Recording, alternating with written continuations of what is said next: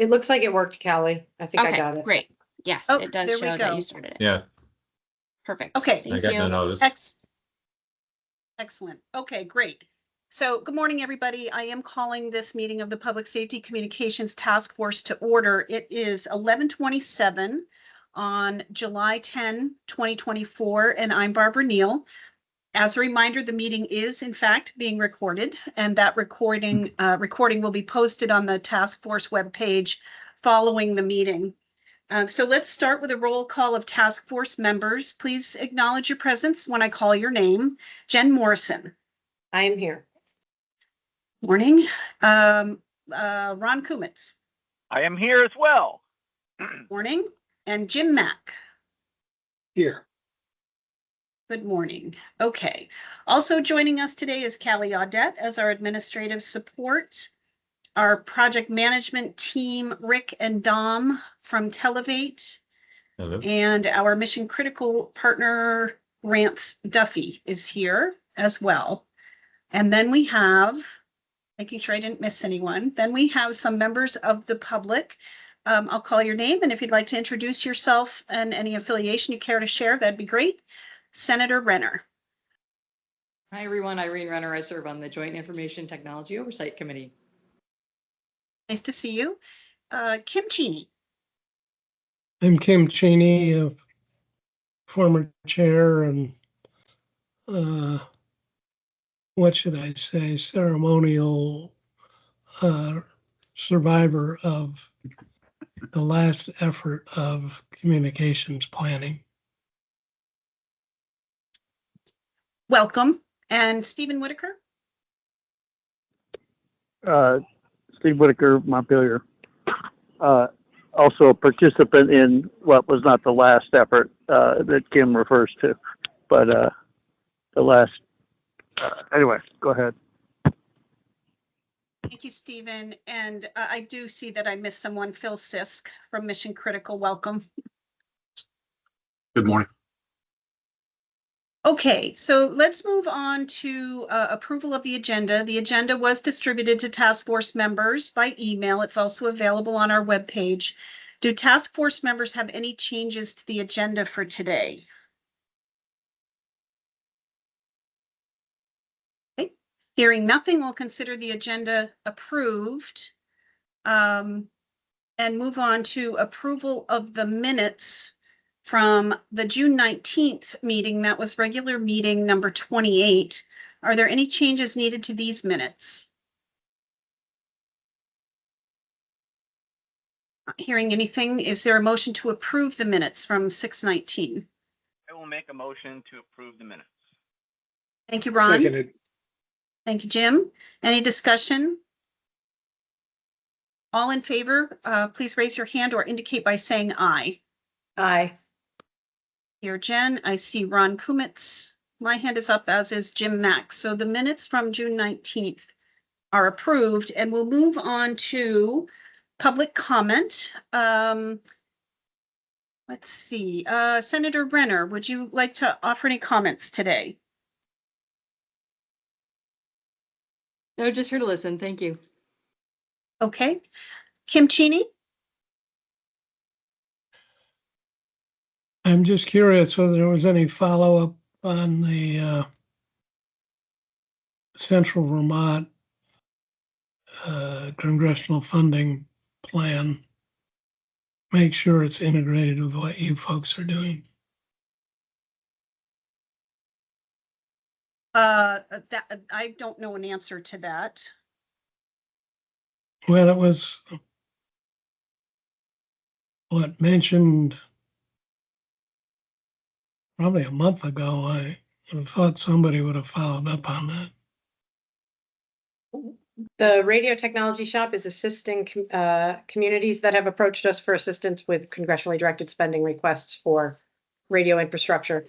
So I am not clear that we have any conversation going on with Central Vermont, but I can certainly ask Mr. Chase and get back to you. Thank you. Appreciate it. Thank you, Jen.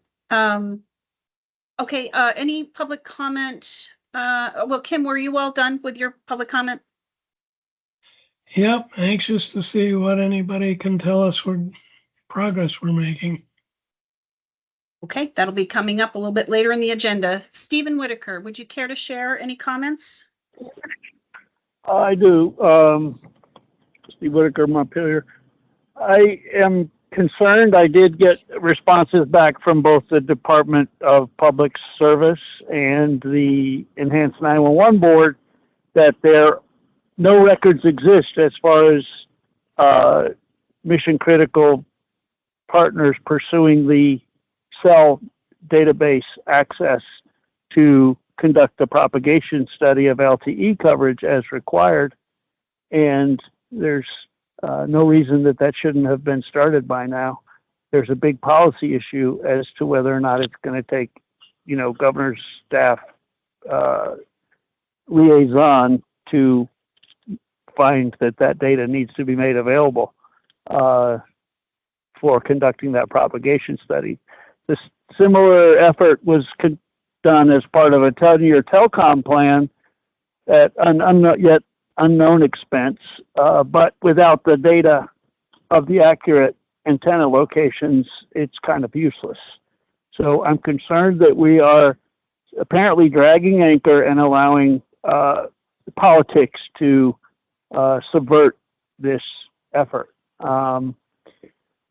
The lawyer that was supposed to be retained to help with forming municipal governance, regional governance, to be ready to own and manage and govern these systems, seems to have been shelved.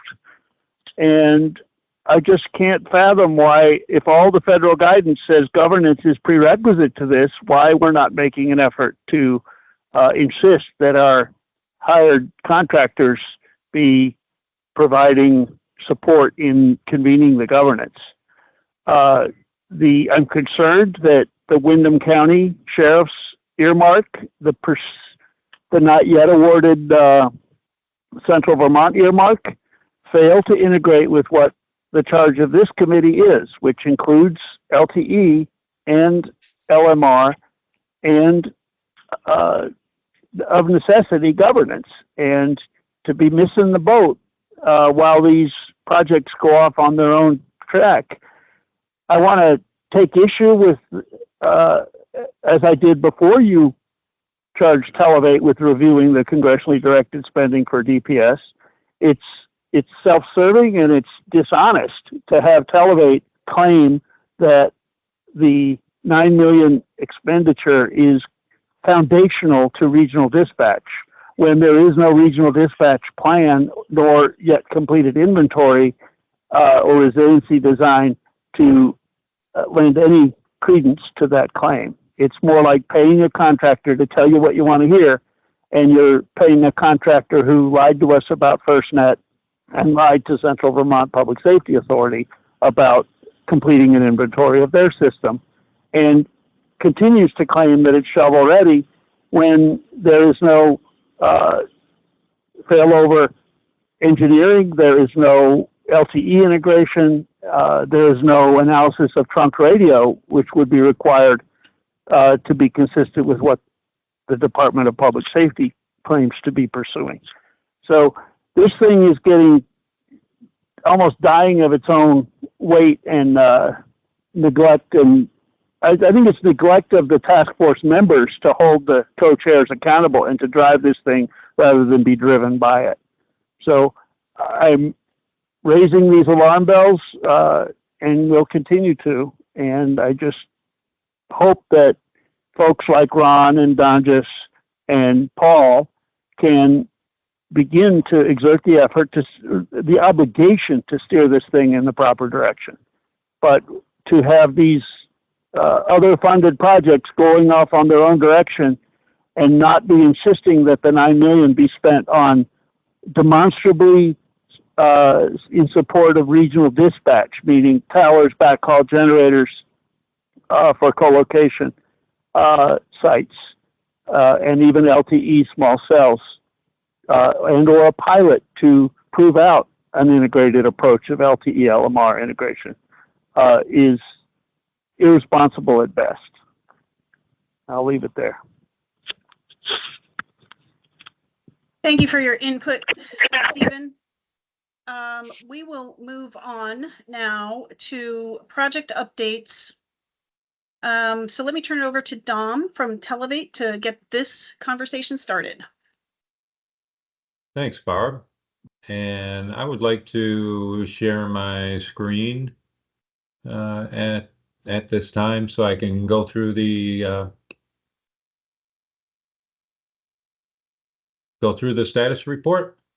Oh, looks like I'm going to start at the top here. This is the status report that was distributed earlier this week. And I have a visual aid here that I want to go through and have that during my update. As many of you know, we are still in the midst of data gathering, and we had distributed the data questionnaire out to all dispatch centers. Over these last few weeks, we've been receiving responses and contacting those agencies that have not yet responded to make sure they were pursuing and working on the response to the questionnaire.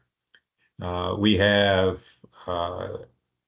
have not received all of them yet, but we have been in contact with all of the agencies, and we are also working to schedule the on-site meetings to the dispatch centers, which are critical. They will begin next week, actually, the week of the 15th, and MCP will have teams on site to meet with the dispatch centers. They will be reviewing the data questionnaires, the responses from those agencies that have responded, and to those that have not yet completed the questionnaires, they'll be working with them to help them complete during the on-site meetings. MCP is also working to organize on-site review of wireless and other dispatch systems. They have a plan to meet with Radio Technology Services on the 29th of this month, and also trying to set up meetings with some of the major radio shops in the state that would have knowledge of the wireless systems. Those are the primary activities that we've had ongoing. We have the list of action items that we are continuing to follow. A number of these have been complete and archived. These are the current ones that are in process. The ones regarding agencies that may not interact directly with 911 but do some dispatch, we're still working on that. And also, as I mentioned, we're working to collect the data questionnaires. We expect a total of 38 from the dispatch centers. Latest update I have is that we've received 17, possibly more over the last day or so. I know they are still coming in.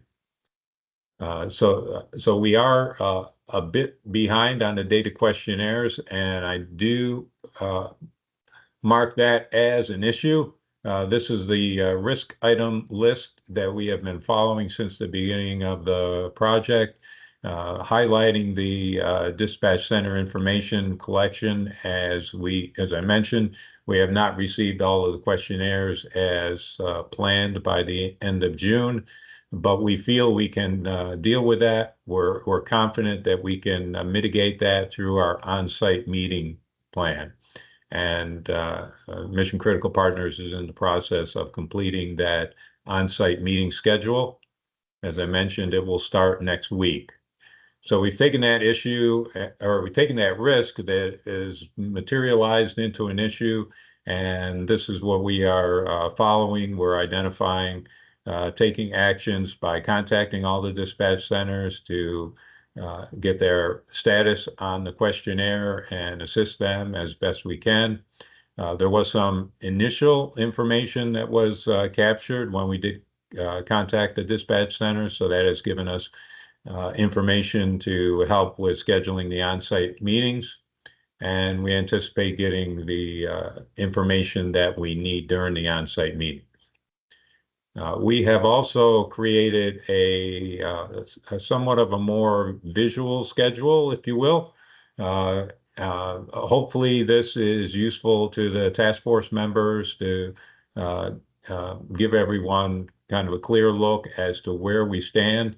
We show the red vertical line there in the center through the first week of July, where we are. That does indicate that we have slipped behind on the completed forms. But as I mentioned, we are confident that we can still get the data we need during the on-site visits. There is a line item there for perform site visits, and that was originally scheduled to start this week.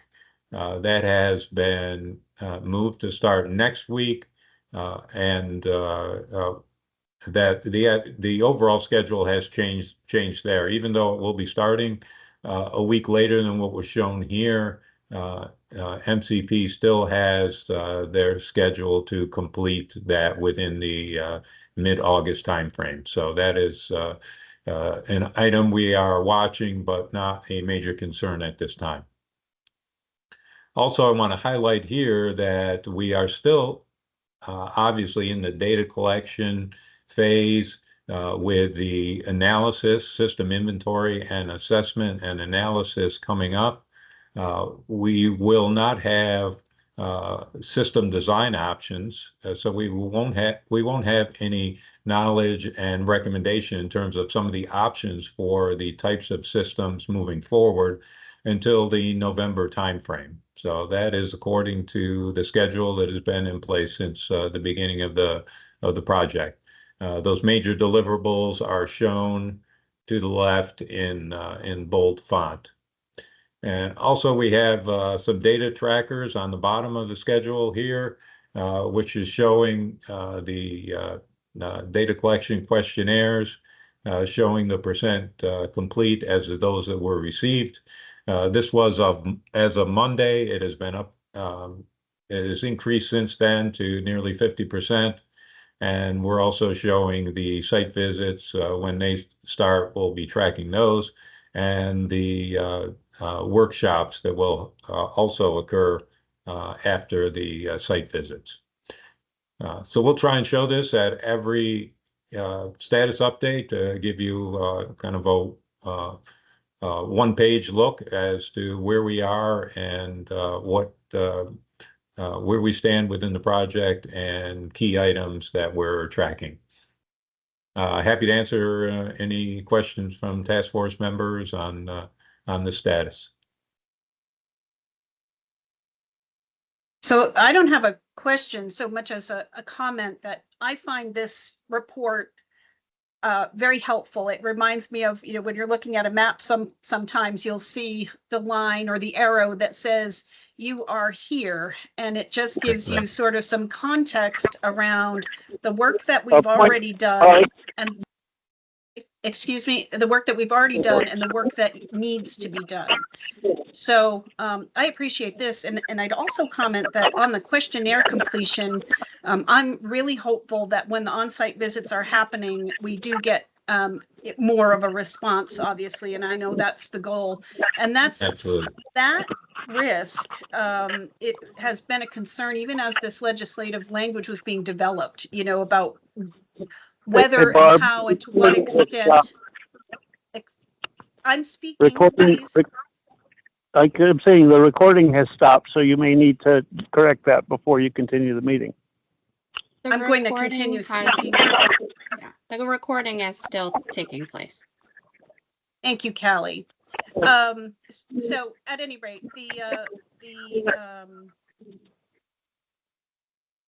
that risk has been known for a long time, and so I'm hopeful that we can get it addressed as we go along here, so that we get the best information possible.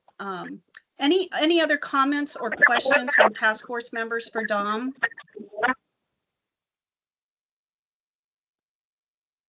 Okay. All right. Thank you. Okay. Rick or Rance, anything to add?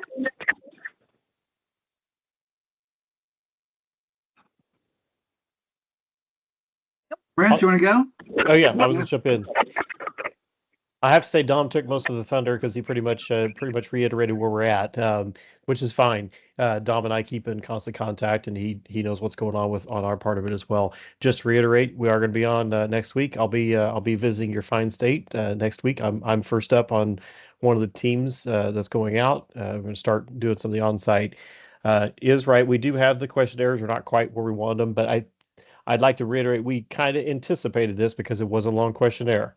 And we knew that going into it. And we have talked to some agencies. I think Dom could add to this because he's talked to a few and I have too. And that has been some of the expression that we have got back. It's a long questionnaire. It's a lot of data to gather up. And then on top of that, as we all know with what's going on in public safety, the person that's gathering it is also probably the person that's working in the dispatch console at the same time. Because of this, what's going on. So we got to give a little bit of little leeway on that. However, I will reiterate that on our end, we have seen this before. This is not unusual that we don't always have the questionnaires back before we start our on-site. So don't let that concern you too much at this point. We can navigate a lot of that while we're on-site talking to the people. And we might be able to get, to spur them in on some questions. We might be able to gather some of the initial information that we need just to even get started with a data analysis and let them finish that up with the more information. They can get that to us at a later time after that. So I still think we're doing okay on that part. Thank you. Great. Thank you. So task force members, any questions for Rance? Okay. Anything else on project updates from Televate or Mission Critical? I'll just share with the task force that the July stakeholder update is in final review, so I expect we'll send it out in the next 24 hours. Great. Okay then. Moving on to new business. I have a couple items. So why don't I start, and then if other task force members have additional things, we can take those on. First up is Jen and Paul and I had some conversations with Rick and Dom at Televate a couple weeks ago now, I think, about the need to collect information from the customers of dispatch centers, right? So the response agencies that they serve, or maybe it's better to say a sampling of customer feedback for the customers of the dispatch agencies. So Televate is working to develop some draft questions that the task force could consider. This would be a survey, if you will, or a questionnaire that goes out from the task force itself, separate from the work that that Mission Critical is doing. But we thought it would provide some good insight on how the customers see the service, which might be different than how the agency sees their service. So we expect to have those draft questions pulled together in the coming days and would have some information to share with everybody at upcoming meetings. Just wanted you to be aware that we had those conversations. And then the second, well, let me stop here. Does there any input from task force members on those customer surveys now, or should we just proceed? I say just proceed, because there's no way to build the preferred future until we know Right. what level of quote service the customer base wants. As we've talked about before, there are some dispatch centers that do far more than others, where, for instance, they might enter vehicle information or person information into the RMS system while an officer or trooper is on a call, and other centers will not populate any of those fields. Some will answer phone calls from Mrs. Smith and talk to her about whatever's happening and whatever referrals she needs, and others are going to be very quickly offloading that to somewhere else. So there's definitely an array of expectations from communities about what it means to be the dispatch center. And I think we should know that so we can build at the end of the day, we have to build something that meets as many consumers' needs as possible. Agreed. Anything else? Okay, I will move on to the next thing I wanted to bring up, and that is to let task force members know about a recent conversation I've had with a former colleague of mine that is currently dispatching for a local police department. She and several other dispatchers from various agencies around the state have spent many years actually organizing and making available dispatcher training programs in collaboration with the 911 board, also with the support of the Vermont Police Academy and other stakeholders. And she's worked on this type of thing for, as I said, many years. And while this is an informal group of essentially volunteer dispatchers, they have advanced conversations about minimum training standards to various legislators over the years. They've expressed an interest in becoming a more formal organization to support the dispatch function and provide resources to dispatchers. They're also working on dispatcher wellness programs and advocating for other dispatch related issues. So long story shorter than maybe it could be is I think it's important to hear from this group, understand what the issues are that they've been trying to advance all these years, what their thoughts are on things like minimum training standards and so on. And so if you all agree, I can work with her to arrange a time for her to present that work to the task force at an upcoming meeting. I think that's a good idea. Agreed. Thank you, Ron. Agree. Thank you. Okay, great. I will be in touch with her then and see where it goes from there. And maybe there are other entities that we want to be thinking about hearing from. So, but I will work on this one between now and the next meeting and get her on the agenda. As a follow-on to what you just said, but also as I guess a new business item or a response to something from public comment. Beginning to start running in all the multiple lanes at once is where we need to start moving in that direction. And this is the minimum training standards is part of the operational guidance that this group would eventually receive feedback on and someday be promulgated. Yes. Probably not by this task force. I just want to point out that we have no authority. So we have only the authority prescribed in Act 78. So I think that and governance and what the possible types of governance that should be considered, those are all the lanes we need to start moving forward in. And so if there are groups in the state that are already active and have subject matter expertise that want to share it with us, we need to start filling the pool of knowledge, right? And so I want to come back to something Mr. Whitaker said in public comment about other projects that relate to radio systems around the state. I share the concern that they are uncoordinated and we have no authority to fix it. We can't tell someone who has received a federal grant that it has to be spent on X, Y, or Z. This task force has no ability. Our team has tried to make outreach to multiple places when we become aware of a large scale project. A couple of them have leaned in and wanted to try to coordinate and share assets or at least co-locate to maximize the footprint of what they have vis-a-vis what the path we are on. And so that's organically happening, but we have no authority to prevent municipal or county governments from spending a federal grant, whatever way they see fit and the federal government agrees to. And I find it frustrating. However, if we had wanted to be able to freelance and be nimble then this should never have been a legislative process. This should never have been covered in statute because nothing about this process is nimble. So we can't have it both ways. And I hear Mr. Whitaker's concern, and I share his concern about moving quicker to build a plan. But this task force cannot build a plan and cannot for 1 minute give off the public perception that we have a preordained notion of what the solution will be.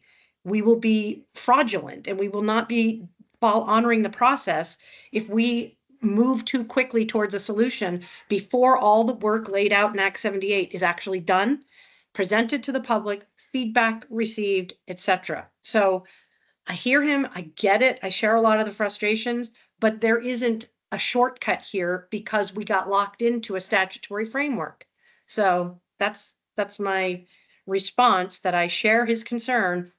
Our shop is trying to outreach and coordinate, but we cannot compel anyone to spend their dollars that they've been awarded in a certain way.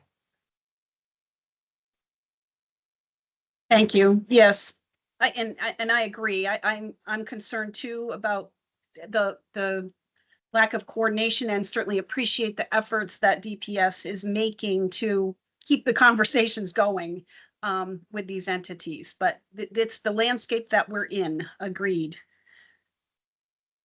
Can I add something that, as far as the legislative intent, workforce training standards is part of our task.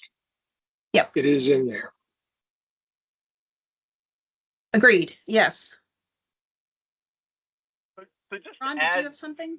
Yeah, I did. Just to add to what the commissioner had to say, one of the things that we're fighting here is decades of residual distrust from various other efforts that have gone down and either didn't amount to anything or tried to force things upon people. There's the $26 million become lifeline system that clearly on a use per dollar evaluation, it costs way more than your cell phone in roaming mode.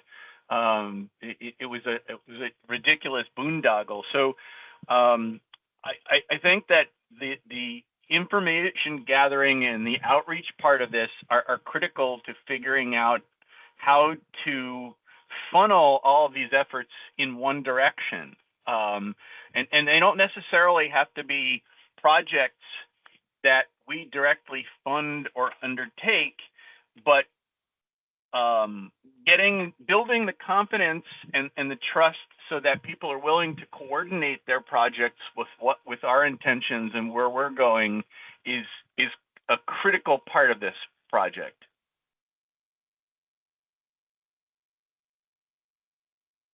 Yes. Agreed. And I've had actually conversations with at least 2 people from dispatch centers where this mistrust that you mentioned has been evident. And I guess the message that I'm stressing, and I think we all should stress, is we don't have a preordained vision of how this is going to end up. And we intentionally are looking for multiple models that could work in Vermont. And we're looking for and needing the engagement and input from these stakeholders as we go along. So anyway, that's my 2 cents on that. Anyone else? Would you entertain a very brief public comment on that topic? Commissioner, Sure. what do you think? Sure, absolutely. We have a few minutes. All right. Go for it. I think what you're not considering is that you do have the 11 million in general fund, and you could incentivize these projects to serve out as pilots of integrated technology and training. You can basically partner with them by bringing some money to the table and therefore prove out the methodologies or what's not going to work as Mission Critical puts a statewide plan together, including governance, including LTE integration, including resilience pairing between counties. There's a lot we can do by asking joint fiscal to release the second million and bringing some funds to the table with Windsor or Central Vermont or whomever. Thanks.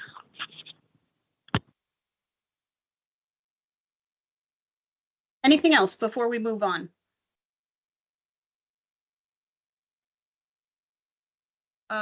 Kim? Well, the questions you're going to get when you go on site is how much does it cost and who's going to pay for it? And who is going to tell us how much we have to pay and when? Which is to say, you're going to regret not having a lawyer who can help you work through various governance proposals that could be made, or maybe even inventing new ones, because that's going to be the crater that kills this whole organization. And just getting the data without some skilled look at governance is going to be a waste of time. They'll all tell you they want the moon, but they got no idea how to get there. Thanks, Kim. Mhm. You know, not having an attorney all the time on, you know, on contract does not mean we would not be able to use some of the money for specific legal purposes. And the scope of work with MCP does include the governance piece. So it is incumbent on Mission Critical to run in that lane, and we will provide whatever support they need to start fleshing out those concepts. So there are multiple lanes that need to be run in, some of them at the same time and some sequentially. But I appreciate what you're saying. There will probably have to be some local expertise layered in there because of the Vermontiness of what you just said, and the way we are. But appreciate the reminder of that. And the governance lane is, we're going to have to come up to the starting line on that in the near future once we get a little better handle on the inventory. And that doesn't just include the dispatch centers, but also, as you mentioned, in the progress updates, as our SMEs mentioned, beginning to get the map of the statewide assets that are not just related to the dispatch centers, so our assets and other big players. So, Commissioner, if I could just add one thing. You and I months ago spoke about the need for having a good public description of what dispatchers do and how it works.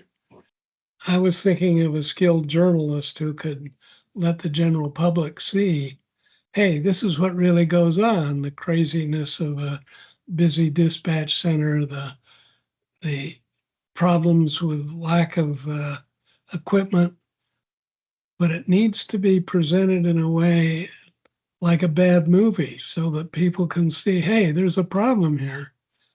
And you and I looked around for somebody to work on that project without success. I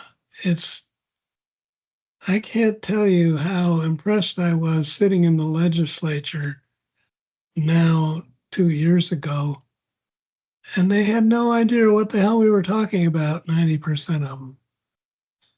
And it just needs some public simplification of what the problem is.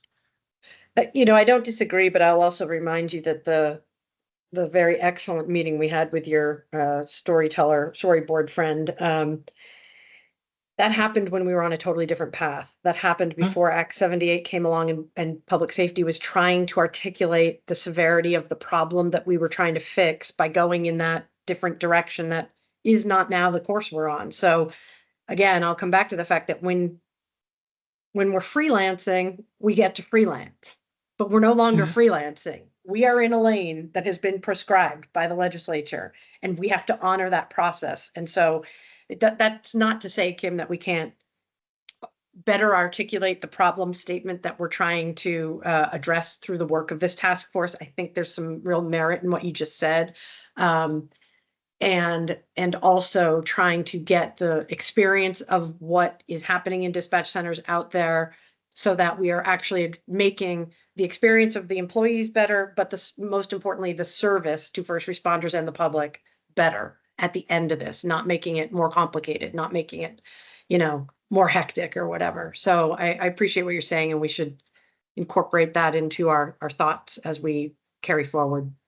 Okay, well, I think a documentary filmmaker that could show what goes on so that people could spend half, 3/4 an hour and say, oh my God, that's the problem. We got to do something about that. That's what you need. All right, so noted. Thank you. What do we have Mhm. next, Barb? I think we are at the end of our agenda, actually. Confirm the next meeting date. So Callie, can you confirm that we're on track for 2 weeks from today, which would be the 24th, right? Yes, that's correct. I will, Okay. while I'm here, just make a note that I will be out at a conference that week, so I will be unavailable that day. Okay, I will check with Sani, as we have done in the past, on her availability and let you and the commissioner know. Okay, so we next meet on July 24th, unless there's a need for a special meeting in between. If there's nothing else, I'm open to a meeting or a motion to adjourn. Move that we So adjourn. moved. I'll second it. And Everybody's in on that one. everybody's moved and seconded, so I think we're set. Sharon. All in favor, raise your hand Aye. or signify by saying aye. Aye. Perfect. Aye. All right, everyone. Thank you very much for all your Hey, time Mike. today. Good luck with the weather. Okay.